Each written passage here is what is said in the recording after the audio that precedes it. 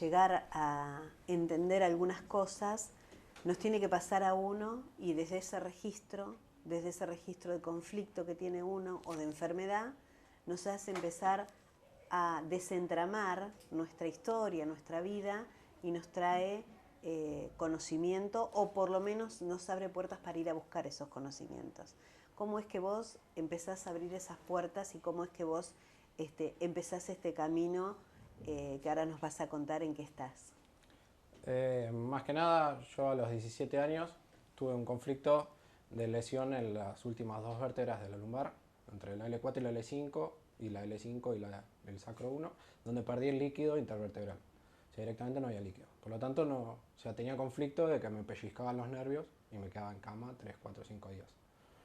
En ese proceso voy al médico, me cuenta eso y me dice que no podía hacer más nada. O sea, me dice 17 que años. tenía 17 años. La espalda representa todas las cargas, o sea que ya a 17 años tenía muchas cargas. Y antes, durante toda la vida, fui alérgico, tenía rinitis alérgica.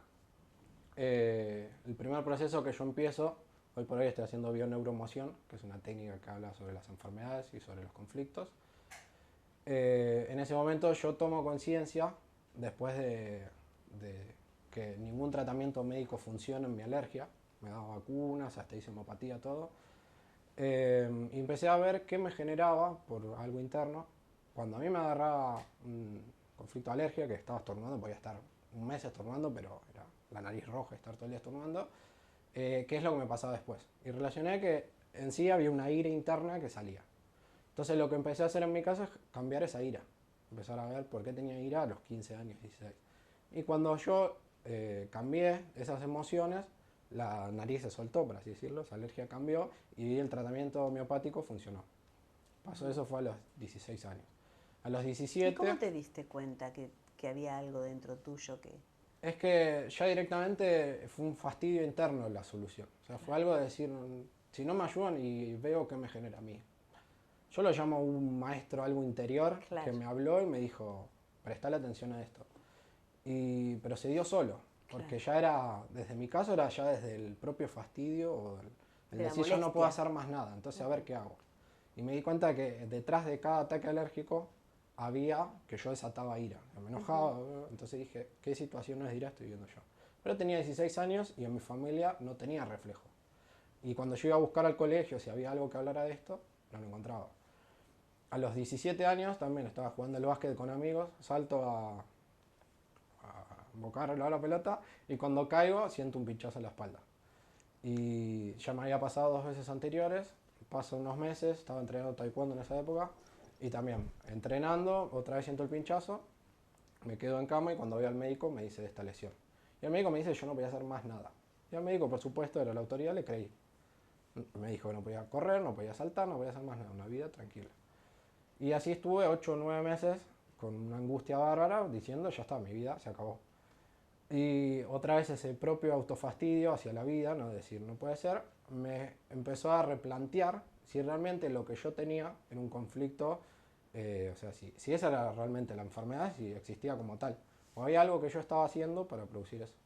Justo en ese momento estaba en un contexto familiar, en donde tenía muchas cargas, porque estaba trabajando con mi papá, estaba haciendo mucho conflicto económico en ese momento, y me llevó de a empezar a despertar, o sea, ese propio fastidio, yo lo llamo así, porque era no tener palabras y no tener un referente, a empezar a buscar adentro. Porque no tenía, cada vez que expresaba algo a mi entorno no lo encontraba respuestas. Y eso me llevó a tener como un diálogo interno, con una voz, algo, yo lo llamo el corazón, que me empezó a guiar por distintos caminos hacia donde tenía que ir yendo. Y ¿Vos de, practicabas meditación, no, algo nunca. de eso? No, Nunca. nunca. Siempre fui muy autorreflexivo. Claro. O sea, siempre fui un chico muy callado y de observar. Ya de chiquito estaba más con los adultos, siempre con gente más grande y con gente más chica. Claro. Y siempre me contaban historias. En mi familia era el chico que sabía las historias de mis ancestros, cosas que no sabían ni mis propios padres, capaz. Sabía cosas de mis abuelos que yo no sabía. Después de un año, esa voz interna, más o menos año y medio, yo estaba estudiando ingeniería industrial hasta este momento, y en el último año de carrera fue muy fuerte porque empecé a vivir en dos realidades. Una, la realidad que yo vivía, o sea, con un montón de proyectos a futuro, viviendo 10 pasos más adelante del real, y otra en donde yo me paraba en mi vida personal y no, o sea, no encontraba No te ninguna solución. encontrabas. No porque yo no estaba viviendo mi vida. Y ahí fue cuando se hizo más fuerte esa voz que me dijo como que sentí que me tenía que ir a vivir al sur. Allá en el sur tenía unos amigos que estaban viviendo en Villa Langostura. Y esa voz me dijo que cuando me vaya iba a pasar algo en ese lugar. Que algo iba a pasar que me iba a generar una reapertura mía. Vos te dejabas fluir, ¿no? Yo ya no tenía otra Claro. escapatoria. Y es más, era justamente escaparme de mi familia, como yo lo sentía. Porque era, no, o sea, era tener una verdad interna que afuera no la veía. Entonces eso me llevó a irme, un año, hasta tomar la decisión de irme. Y estuve 4 o 5, a los 6 meses de estar ahí, yo llegué en enero, en junio explota el volcán Puyehue. Y ahí cuando estuvo la explosión del volcán, fue otra vez que me volví a conectar con esa voz que me dijo, esto es lo que yo te había dicho que iba a pasar. Entonces a partir de ahí empecé a dejar de prestarle atención a cómo yo venía viviendo y empezar a dejarme guiar por eso, ¿no? Por ese corazón. Y así estuve durante un año, en donde empecé a vivir mi vida. Estaba lejos de mi familia, entonces vivía mi vida. No tenía conflicto contra la familia directamente, pero llevaba cargas inconscientes que no era consciente. Hoy por hoy me doy cuenta de eso. En aquel momento no. Claro. Pero después de ese proceso hubo un día que fue clave, que fue más o menos a los 7 meses, fue en febrero del año 2012, en donde dije, ahora sí estoy viviendo mi vida. Y tenía una felicidad extrema. El otro día me voy a dormir, al otro día me levanto y de haber tenido felicidad tenía tristeza. Porque tomé conciencia de que si mi familia estaba ahí, yo realmente no podía porque se me cortaban mis proyectos. Entonces empecé a cuestionarme qué pasaba con la familia en mi caso. ¿Por qué yo podía vivir, si estaba lejos, una vida totalmente libre y con ellos no? Y yo hablaba con mis papás, hablaba con mis hermanos, tenía una relación que estaba todo bien. Pero el conflicto era lo que pasaba en el entorno. Y justo en ese momento empiezo a sentir que tenía que volver. Y al poco tiempo me llamó mi mamá, al mes, de que se enferma ella. Ya venía con 3 veces un conflicto en las suprarrenales que produce unos tumores repetitivos. Entonces yo dije, la excusa perfecta, sin saber a lo que iba, porque si no, no creo que haya ido. Pero ella justo le iban a operar, entonces me volví. Esa operación que yo llegaba iba a tardar un mes en que lo operen, entre que yo llegaba y lo operaban, tardaron 2 años. Se complicó todo, fue todo un reproceso. En ese proceso interno, lo que me generó a mí fue empezar a cuestionarme todas mis verdades, hasta esa voz. Es decir, cuestionamiento que ya me había pasado de chico, a los 10 años por ahí, que estaba muy conectado con mi sentir y al no tener un reflejo afuera me callé y me corrí a un lado. Claro.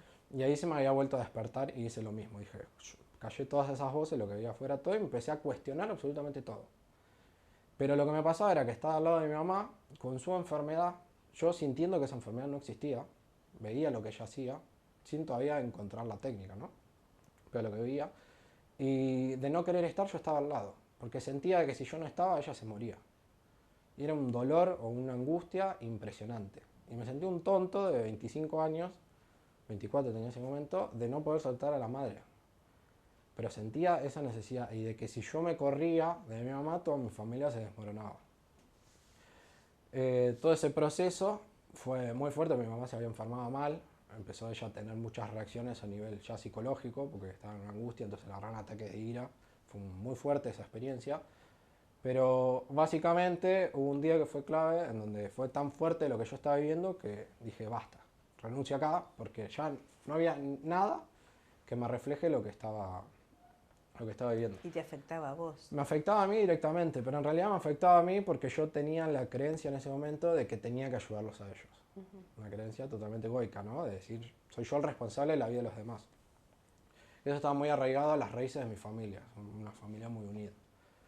En ese momento lo que me genera a mí es que hay un día que me pongo a llorar de noche porque ya no daba más y otra vez surge esa vocecita y me dice de que ya está, que me libere de eso, que empiece a hacer otra cosa y que le preste atención a la biodescodificación.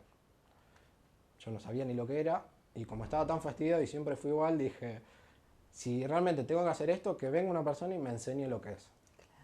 Pasó un mes y en un viaje de lo de Matías Stefano, fue en diciembre del 2012, cuando él estaba por Sierra de la Ventana, paro en las cabañas de un amigo y así charlando a qué huéspedes tenía en un complejo de cabaña que tiene ahí en Villa Ventana, me dice, bueno, hay tal, y él hace biodescodificación. Yo me quedé, nada, Puedo ir y preguntarle a ver qué es. Y cuando voy y le pregunto y me empieza a explicar de lo que se trataba, fue un entendimiento total de todos esos sentires que yo tenía. ¿Qué es la biodescodificación? Hoy por hoy es la bioneuroemoción. Cambió el nombre. Básicamente es una técnica que lo que busca es el origen de nuestros conflictos. Siendo conflicto una enfermedad, un conflicto en el trabajo, un conflicto de pareja, un conflicto con los hijos, cualquier Pero situación. que se repite. Que se repite o que se me despierta en algún momento. Ajá. Pero básicamente empezó la biodescodificación a tratar enfermedades. Se viene de una historia mucho más larga, o sea, de muchas personas que vienen estudiando, pero básicamente lo que estudia es lo que se dice es que nuestro inconsciente biológico cambia, o sea, mejor dicho, nosotros tenemos un conflicto hoy por hoy, que es o sea, que no somos conscientes de lo que estamos viviendo. Entonces nuestro inconsciente a nivel biológico nos muestra ese conflicto. Entonces lo que hace la célula a través de la enfermedad. Entonces muta las células y nos muestra lo que está pasando. Pero uno no es consciente de eso. Claro. Entonces uno ve a la enfermedad como la culpable de lo que te está pasando. Por eso es un potencial de cambio también la enfermedad. Claro. Porque la enfermedad lo que nos está mostrando es el conflicto que yo tengo. Entonces por eso la bioneuroemoción o la biodescodificación lo que estudia es sabiendo en qué órgano, qué tejido o qué, si es en la parte de huesos, dónde está el conflicto, es qué tipos de historia va a haber. En mi caso era la espalda, entonces estaba relacionado con un tema a nivel sexual, porque está relacionado con el sacro, a nivel de cargas de la espalda, a nivel de familia, ¿no? Porque estamos en las lumbares. Entonces es un conflicto de cuando, en mi caso, cuando yo fui a vivir mi vida, 17, 18 años, que era cuando estaba proyectando mi futuro, yo ya tenía una familia. Claro. ¿Por qué? Porque tenía una relación de ser yo el macho alfa, por así decirlo, en mi casa, porque mi papá trabajaba. O sea, si bien llegaba la noche, era yo el que estaba a cargo de todo. O sea, ¿por qué? Porque mi mamá tenía cualquier conflicto y lo charlaba conmigo. Entonces yo ya a 17 años tenía ese tipo de conflicto. Entonces cuando voy a vivir mi vida, el que me muestra todo eso es la espalda. Como que me dice, no, quédate acá. Y ese proceso duró 3, 4 años más o menos. Hoy por hoy ya lo revertí. Entonces lo que estoy cambiando son las conductas. ¿Y ese cambio de conducta en vos y ese revertir tu conflicto, cambia el entorno? Sí, por supuesto. ¿Y la relación con tu familia? Sí, no es necesario. O sea, no es que necesariamente va a cambiar. Pero es como que uno cambia las actitudes, entonces empieza a ver a las personas de una manera distinta. O sea, mi mamá hoy por hoy sigue con su situación de esa enfermedad, ¿no? Ese conflicto. Ella todavía no lo resolvió, pero al cambiar yo, ella por lo menos conmigo se empezó a abrir. Claro. Porque éramos muy unidos, pero no emocionalmente. Claro. En mi familia somos muy mentales, ¿no? Porque las emociones, hay mucho dolor. O sea, mi mamá viene de sus padres que vienen de la guerra, escapándose, claro, y que no pudieron procesarlo nunca. Mi abuelo, por ejemplo, su padre nunca habló de la guerra después de que vino, ni de su familia. Entonces, cuando uno busca qué historias pudo haber pasado él, no la sabe, pero internamente uno la siente. Claro. Entonces, realmente sí la sabes. Creo que eso le pasa a la mayoría de las familias. Y es lo que nos pasa a todos en Argentina, los que vienen o sea, con familias que vienen de afuera, sí, exactamente, a veces pasa seguido eso. Estamos en un país donde nosotros la tenemos fácil igual, porque todos los conflictos se heredan hasta 3 o 4 generaciones. Si no, es como que el programa se resuelve. Porque básicamente es un proceso evolutivo donde heredamos toda la información, si no sería muy difícil evolucionar. Claro. Y todas las historias o todas las situaciones que algún ancestro no la procesó, es como que va a venir alguien de ese árbol genealógico a repararlo. ¿Sería como la enfermedad hereditaria? Sí, en realidad más que la enfermedad es la historia. Claro, pero viste que, por ejemplo, hay familias que repiten un cáncer de mamas. Puede ser que sea por ejemplo, el conflicto arrastrado. Cáncer de mama está relacionado. Depende si sea diestra o zurda la persona. Si es diestra y es en mama izquierda, es un tema con hijos. Y si es diestra y es en mama derecha, es un tema de pareja. Ajá. Si está más arriba, es un tema de no me apoyan, o con respecto a mi pareja, con respecto a los hijos, pues estamos en las mamas. Pero, sin embargo, uno dice hereda la enfermedad, y en realidad lo que heredas es la historia. Pues si yo hoy por hoy, siendo una mujer, estoy con una pareja que no me apoya, es muy probable que esa historia esté más arriba. Claro.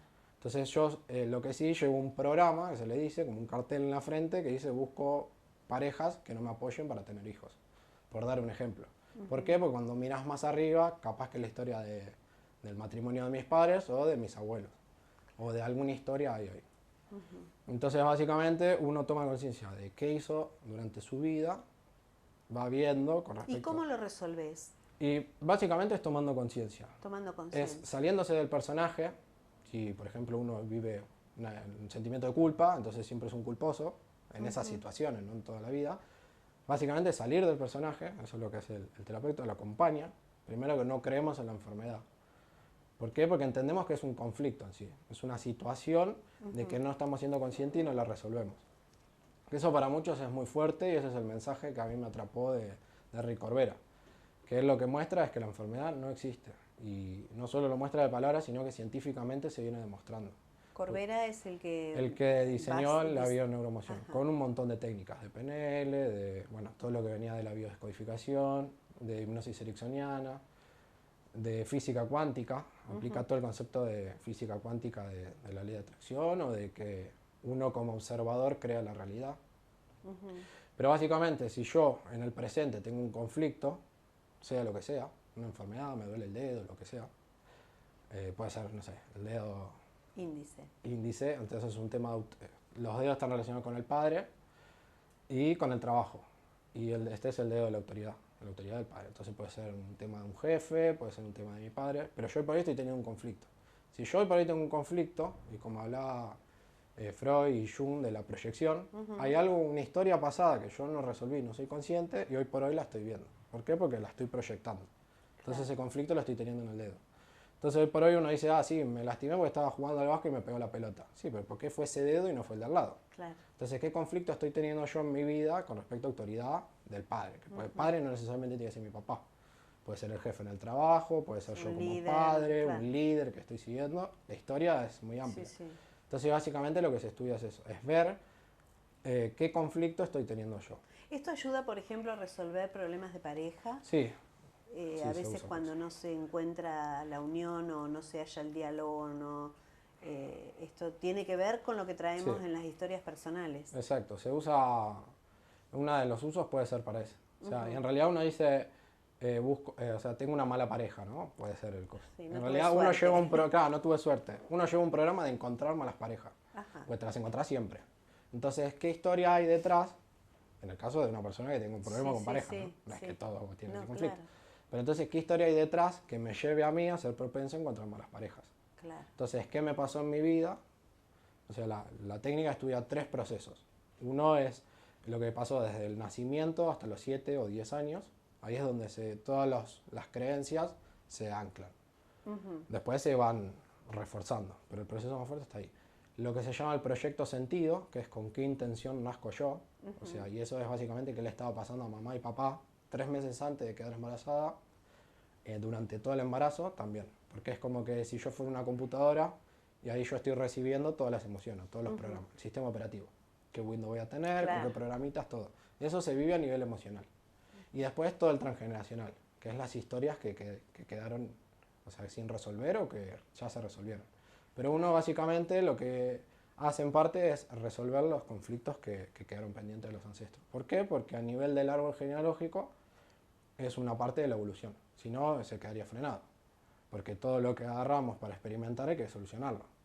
Entonces siempre viene alguien a reparar una historia.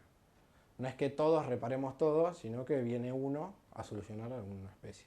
Cada uno Vos brindás charlas y a veces supongo que la gente te pondrá casos particulares en esas charlas. ¿Qué caso podrías contar así como ejemplificador de esta dinámica? El otro día, por ejemplo, estaba dando una charla y me preguntaron por un tumor que tenía al lado de la aorta, que era de células de la tiroides. Entonces la tiroides es un tema de comunicación, es un tema de atrapar el bocado, o sea, en el hecho de decir al alimento afectivo puede ser un proyecto, que si fuera un alimento yo lo trago, pero me queda trabado acá, entonces no lo logro alcanzar. Y esta mujer, si no me equivoco, tenía hipotiroidismo también, o sea, es que necesito que el tiempo pase más lento y tenía un tumor acá. Cuando yo le pregunto qué estaba pasando en torno a su pareja, había una historia de que la pareja le estaba siendo infiel y estaba teniendo una mujer aparte, que eso lo estaba viviendo ahora.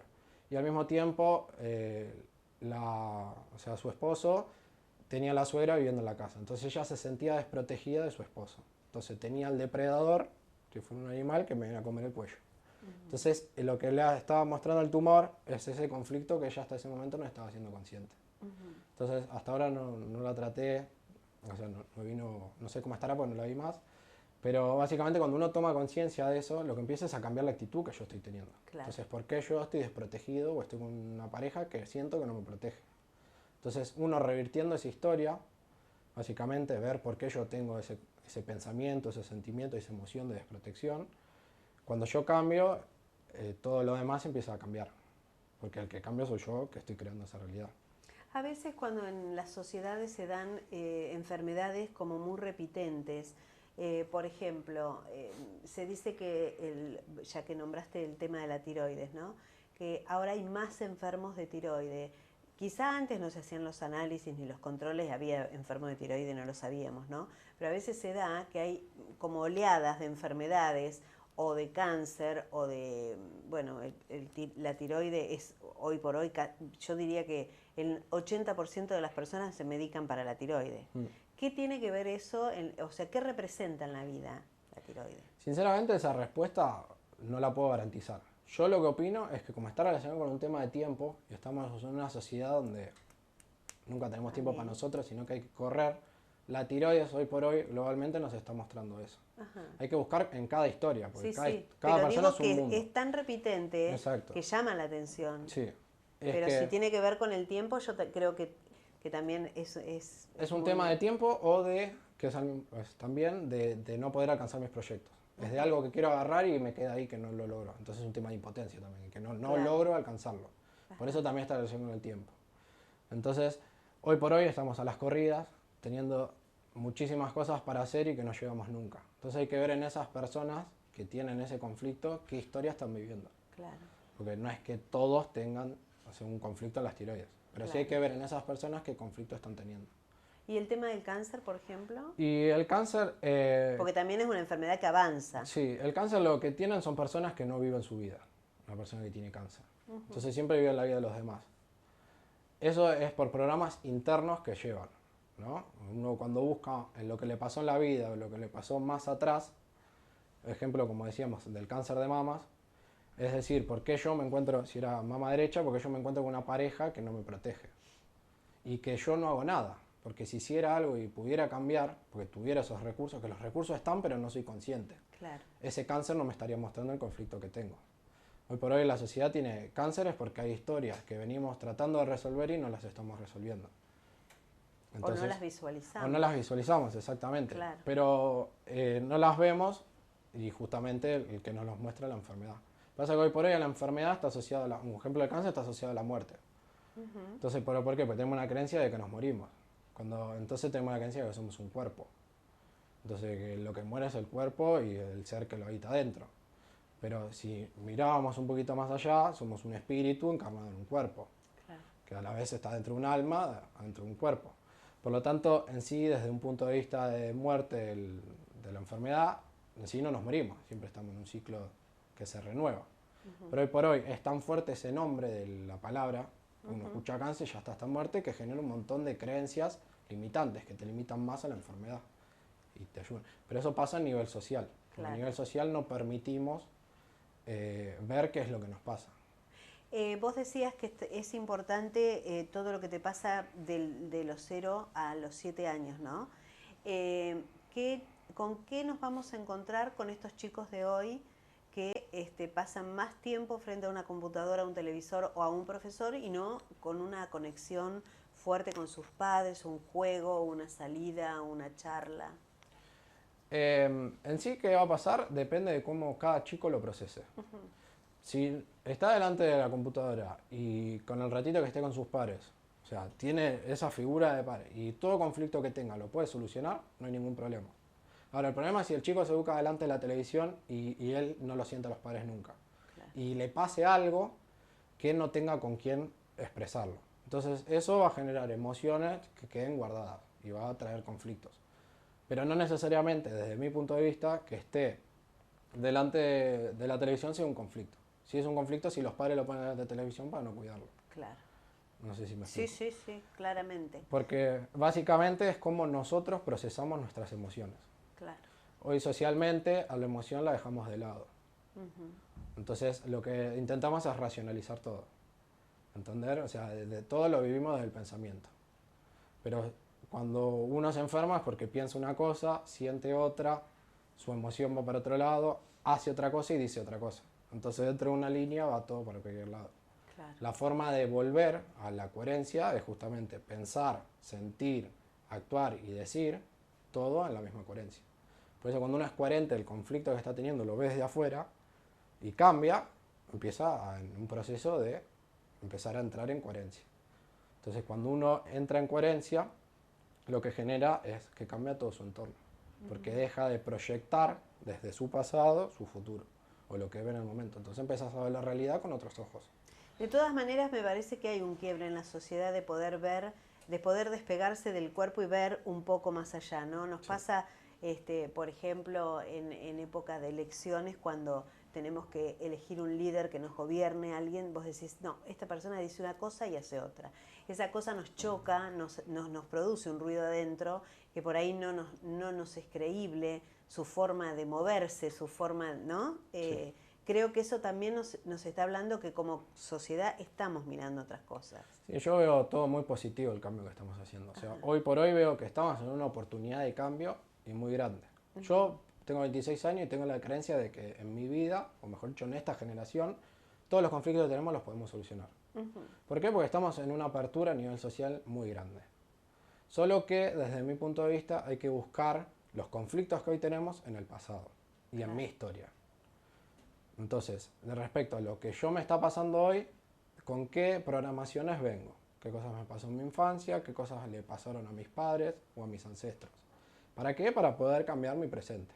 Claro. Porque si uno viera desde la línea del tiempo y de cómo yo, para hacer todo lo que, si yo tuviera que hacer algo nuevo que nunca hice, lo que voy a hacer es, de lo que aprendí de mi pasado, agarrar recursos y proyectarlo hacia mi presente y futuro. Y uno inconscientemente está siempre haciendo eso. Hasta que, y en el tema de conflictos, es que uno inconscientemente se predispone a hacer siempre lo mismo, porque nunca lo reparó.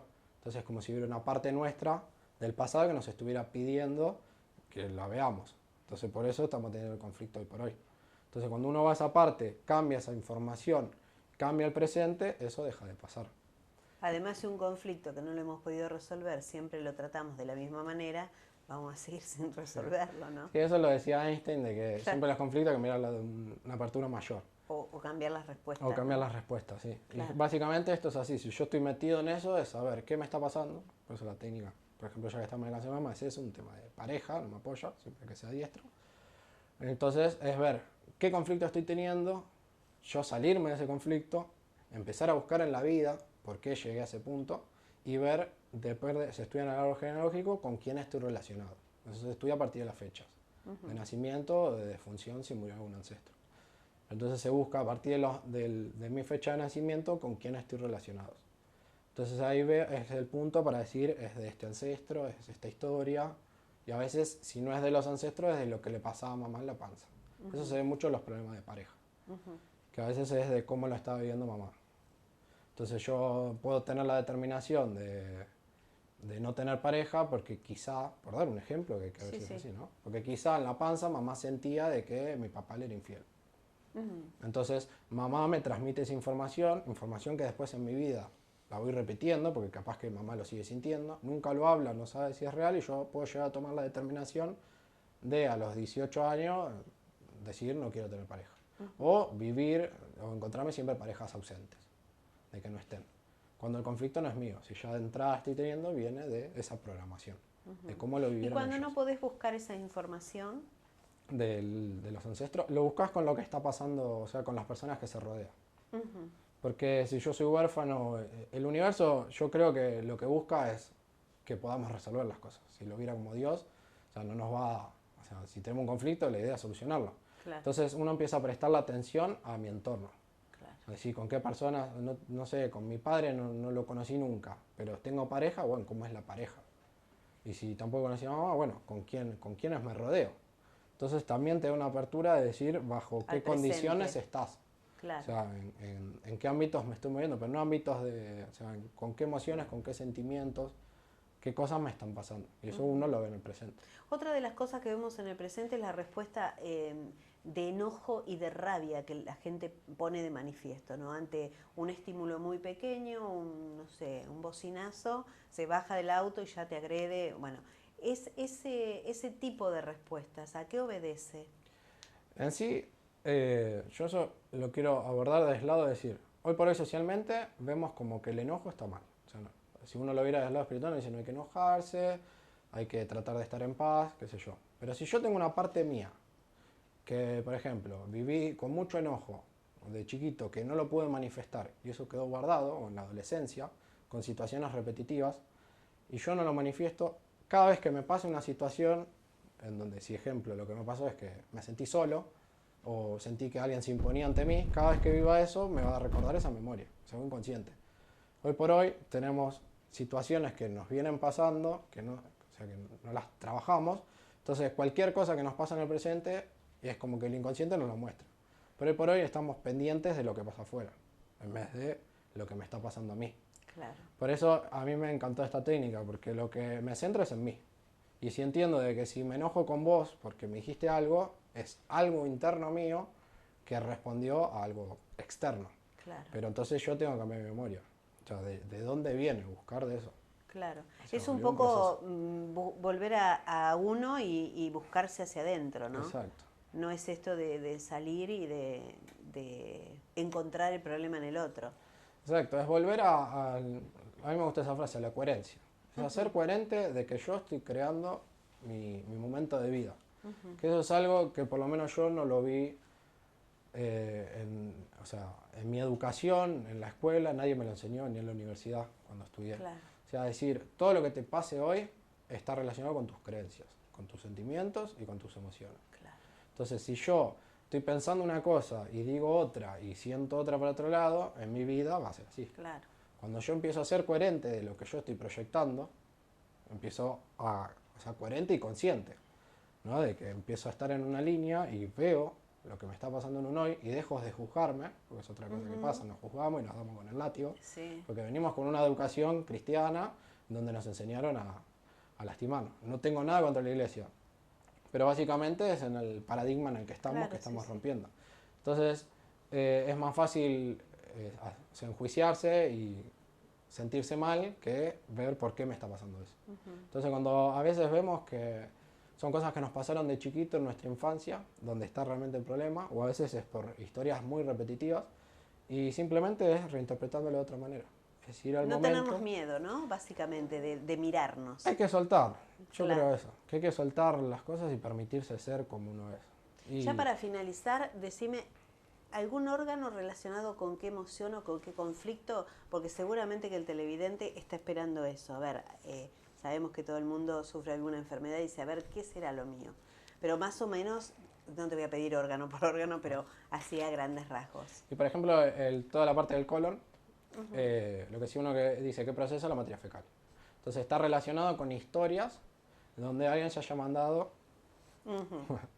Entonces, si es el colon ascendente, está relacionado con los ascendentes, los que están arriba mío. Una historia que se vivió como muy fuerte, algo muy marrón que quedó ahí. Claro. Y que no lo pudimos procesar. Y que lo tapamos. Y que lo tapamos. O que está ahí pero nadie lo resolvió. Claro. Si es en el transverso, es la historia con mis hermanos, con los que tengo en mi línea del árbol. Y si es en el descendente, es con mis hijos o la descendencia. Otra de las cosas, por ejemplo, es la parte de los testículos o los ovarios. Un cáncer de testículo es un tema de hijos, ¿no? Porque es la procreación, pero es un tema de territorio. Algo me está pasando, alguna pérdida, puede ser un cáncer de testículo o de ovario, está relacionado con una pérdida, en donde puede estar relacionado con la muerte de alguien que para mí es un hijo o alguien que es un hijo. Entonces yo no lo puedo procesar porque no tuve los recursos, entonces lo hace mi inconsciente. Entonces lo que me genera es eso. Y lo que me está mostrando es ese reprocesamiento. Y si yo no lo pude procesar es porque hay memorias de no haberlo podido procesar.